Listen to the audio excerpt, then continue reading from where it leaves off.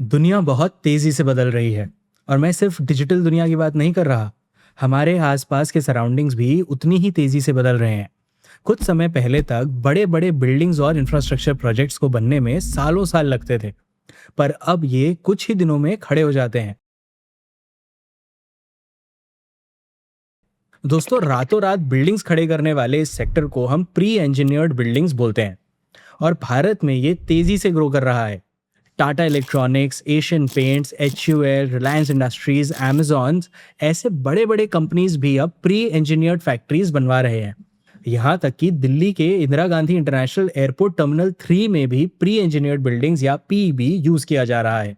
आज के दिन ये सेक्टर लगभग 21,000 करोड़ का है और उम्मीद है कि 2030 तक ये 33 टू 35,000 करोड़ का हो जाएगा। पिछले 1-2 सालों में स्पेस की 3 कंपनी स्टॉक मार्केट में लिस्ट भी हुई हैं: Interarch building solutions, M&B engineering और ई पैक प्रीफैब टेक्नोलॉजीज। दोस्तों, welcome back to markets by Zerodha. मैं हूं आपका एनालिस्ट शांतनु जैन और आज हम प्री इंजीनियर्ड बिल्डिंग सेक्टर को डिटेल में समझेंगे। वीडियो को हमने 2 सेगमेंट्स में डिवाइड किया है। पहले हम इस सेक्टर के बेसिक्स समझेंगे, प्री इंजीनियर्ड बिल्डिंग्स क्या होते हैं, उनका डिमांड कहाँ से आता है और सेक्टर के ग्रोथ ड्राइवर्स क्या हैं। फिर पार्ट 2 में हम अलग अलग कंपनीज के फाइनेंशियल परफॉर्मेंस को एनालाइज करेंगे, उनकी स्ट्रैटेजी समझेंगे। शुरू करते हैं।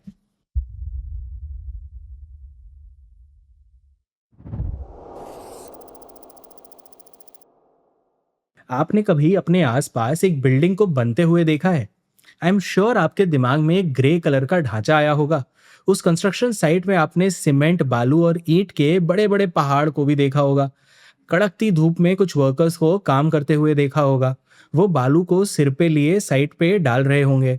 बस दिन भर वही किए जा रहे होंगे।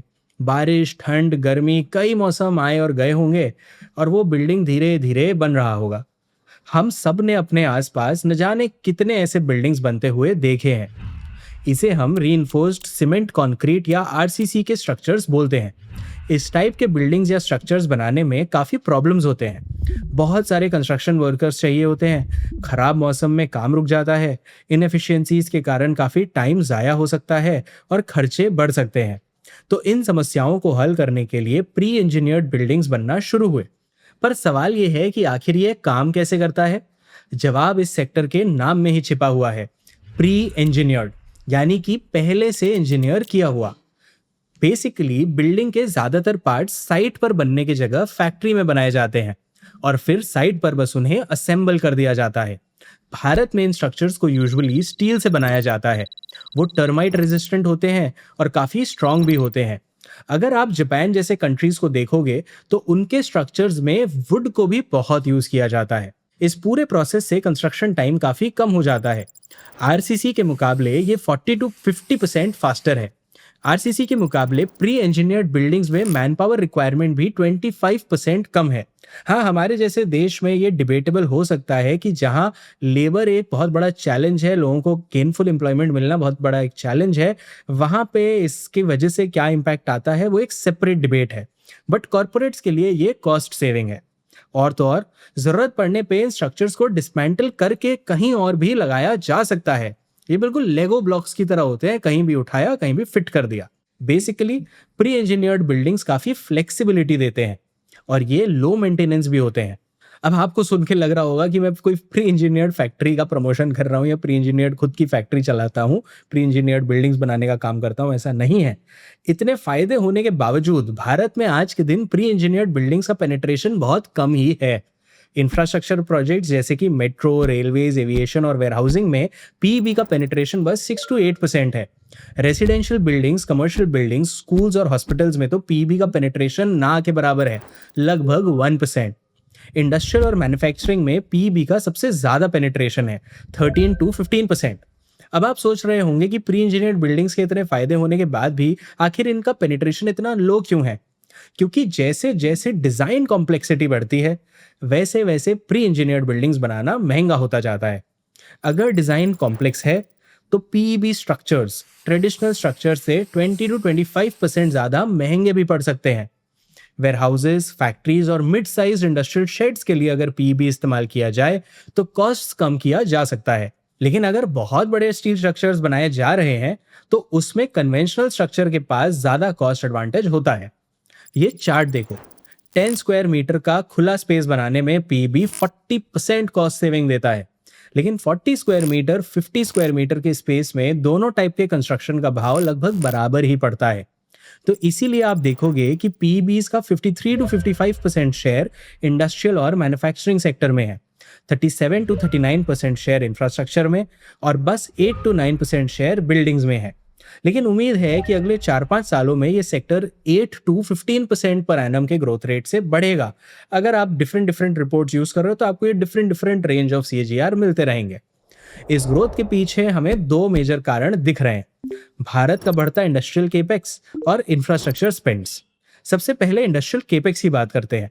फाइनेंशियल ईयर 2021 से फाइनेंशियल ईयर 25 के बीच भारत में हर साल 4.3 ट्रिलियन रुपीस का इंडस्ट्रियल केपेक्स हुआ था।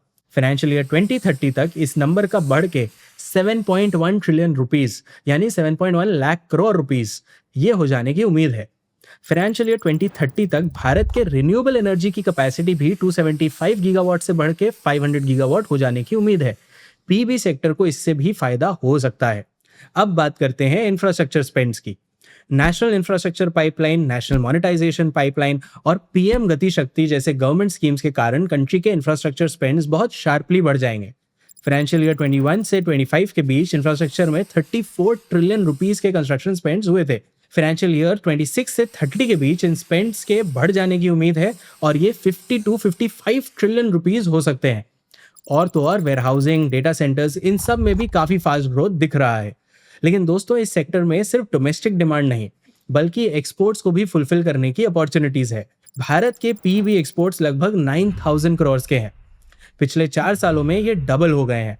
सेक्टर के इस ग्रोथ मोमेंटम को सही से कैपिटलाइज करने के लिए पिछले 2 साल में 3 पीबी कंपनीज अपना आईपीओ लेकर आए हैं। Interarch Building Solutions, M&B Engineering, Epack Prefab Technologies, ये तीनों कंपनीज हैं।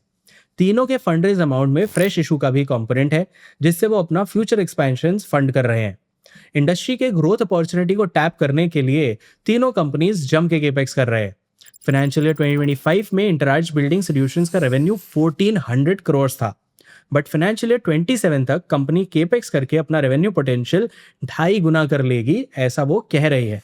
और उनकी कैपेसिटी 3400 टू 3500 करोड़ जितनी हो जाएगी।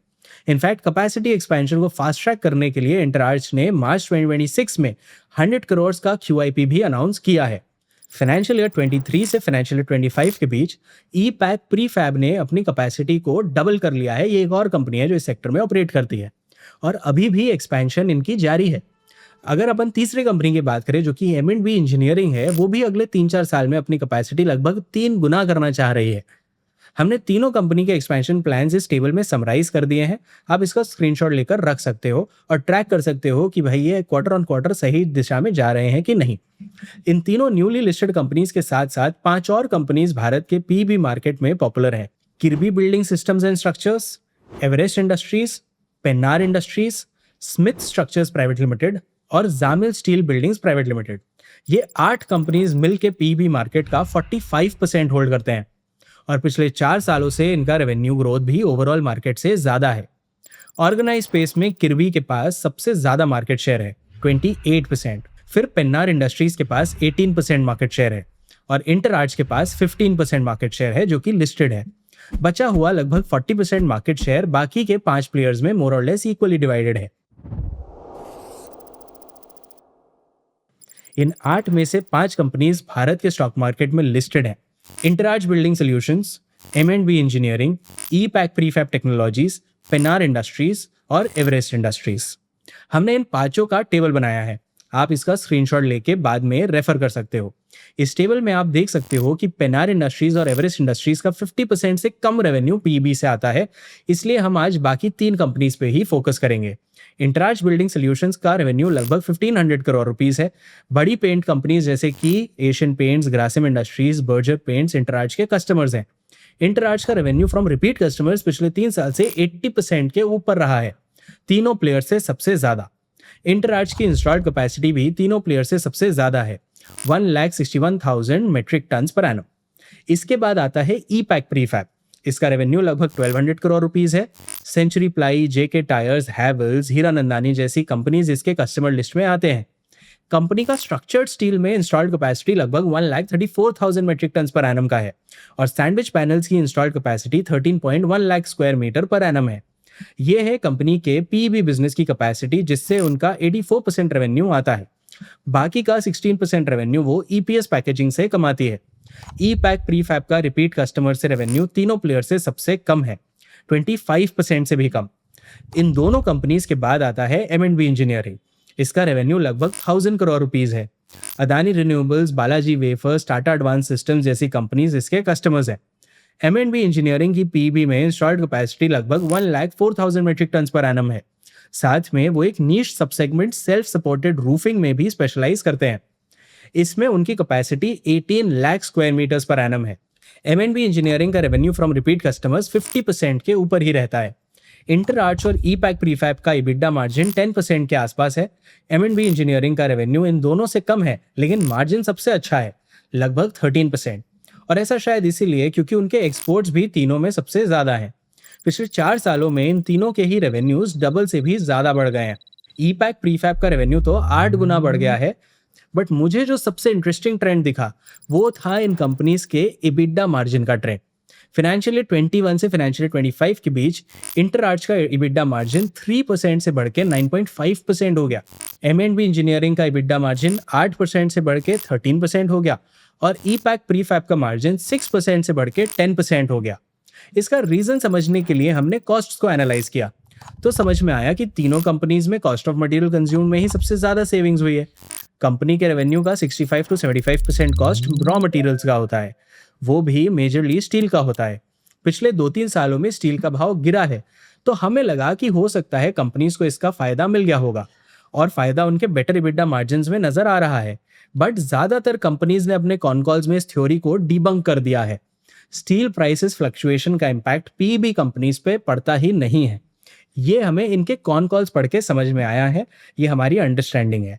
इंटर आर्च बिल्डिंग के फाइनेंशियल 25 के Q4 के कॉन कॉल में उनके MD मिस्टर अरविंद नंदा ने कहा, steel prices have gone down but still prices don't really affect us too much in terms of profitability. Pennar industries के श्रीकांत बख्शी ने इसके पीछे का रीजन भी समझाया। हम क्या करते हैं ना, यूजुअली दोस्तों, हमें कोई भी थीसिस लगता है, थ्योरी लगता है कि इसकी वजह से ये हुआ होगा, तो हम ये सारे डिफरेंट कंपनीज का कॉन कॉल्स पढ़ते हैं, एनुअल रिपोर्ट्स पढ़ते हैं, मैनेजमेंट कमेंट्री पढ़ते हैं और समझने की कोशिश करते हैं कि कहीं कुछ इनसाइट्स हमें मिल जाए। और बहुत बार ऐसा होता है कि एक कॉन कॉल में एक कंपनी के किसी ने कुछ कहा और फिर दूसरे कॉन कॉल में जाके उसका और डिटेल ब्रेकडाउन समझ में आता है।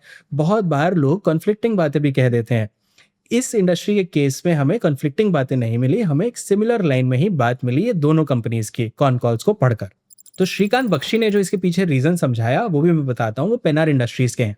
स्टील प्राइस में जो भी बदलाव होता है वो उनके कॉन्ट्रैक्ट्स में बेक्ड इन होता है और कस्टमर को पास ऑन कर दिया जाता है।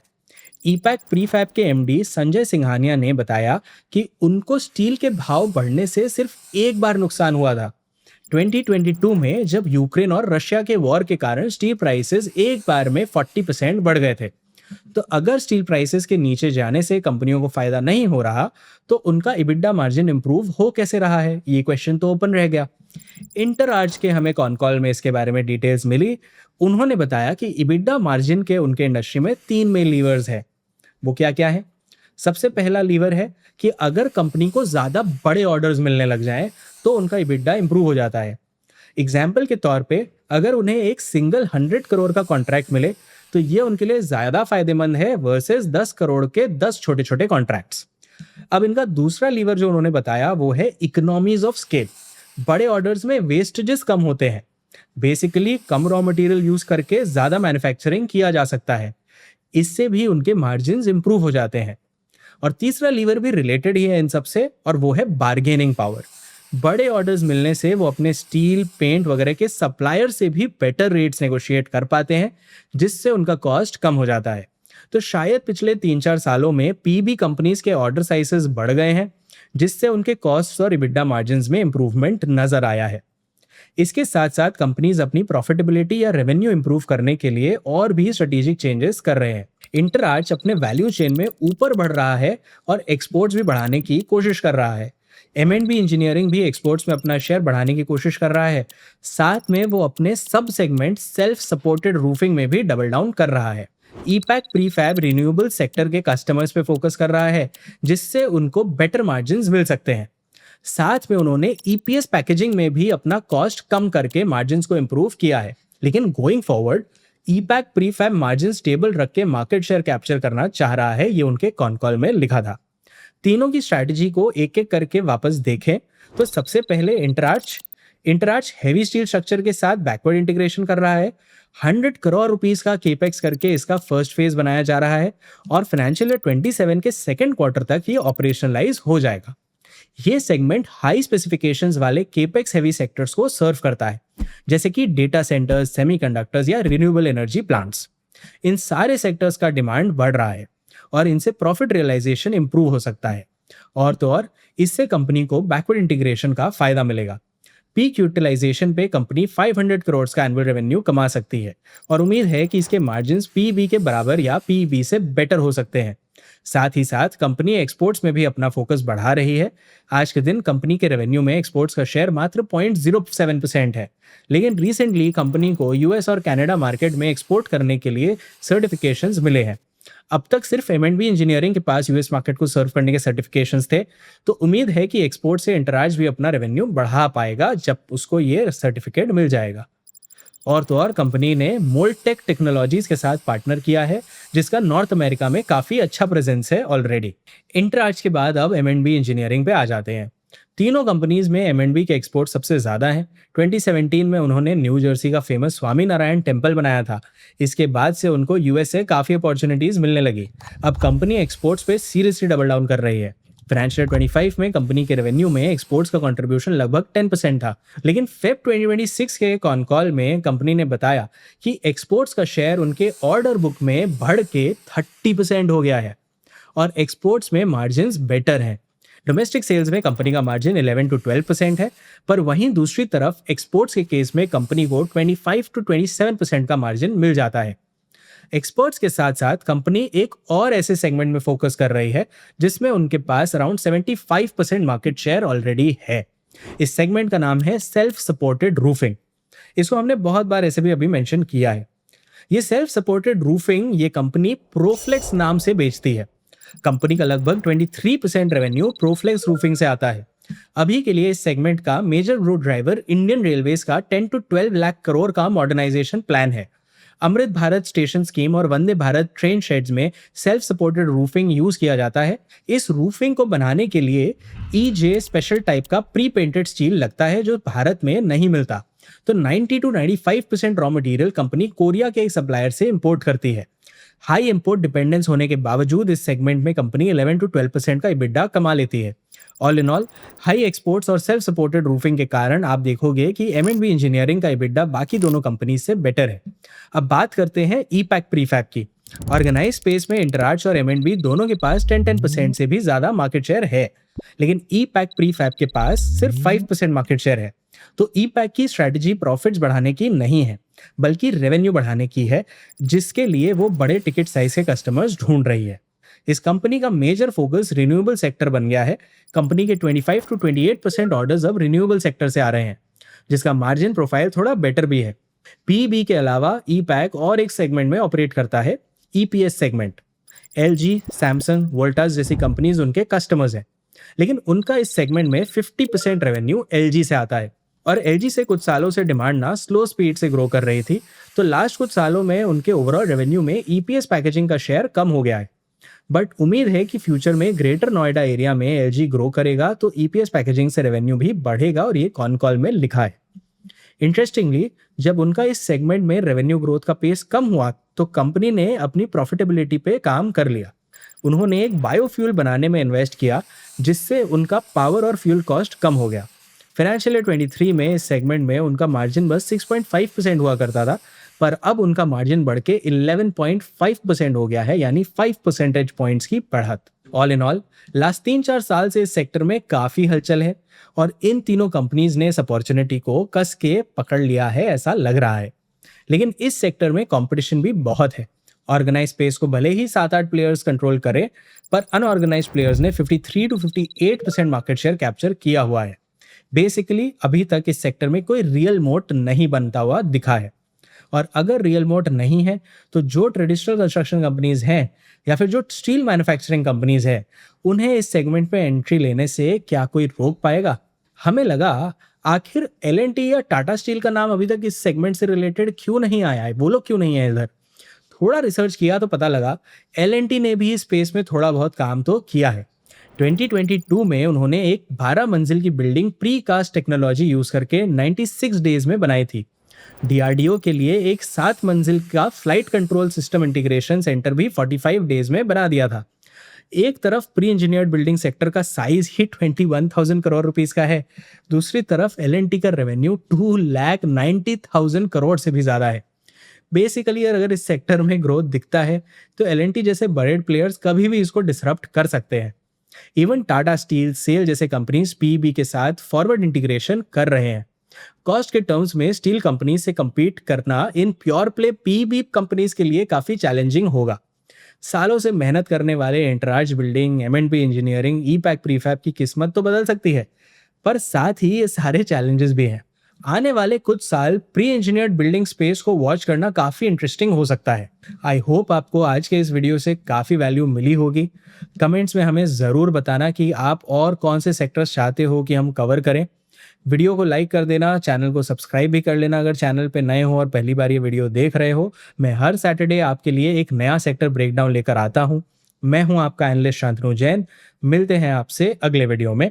हमारे इस चैनल पे बहुत सारे सेक्टर्स पे वीडियोस कवर हमने किए हैं। सीमेंट सेक्टर कवर किया है, पेंट सेक्टर कवर किया है, बहुत सारे सेक्टर्स हमने कवर किए हैं, डेटा सेंटर, सेमीकंडक्टर, बहुत। आप सारे वीडियोस को एक एक करके आराम से देखिए और आप उनसे जितना वैल्यू एक्सट्रैक्ट कर सकते हैं कीजिए।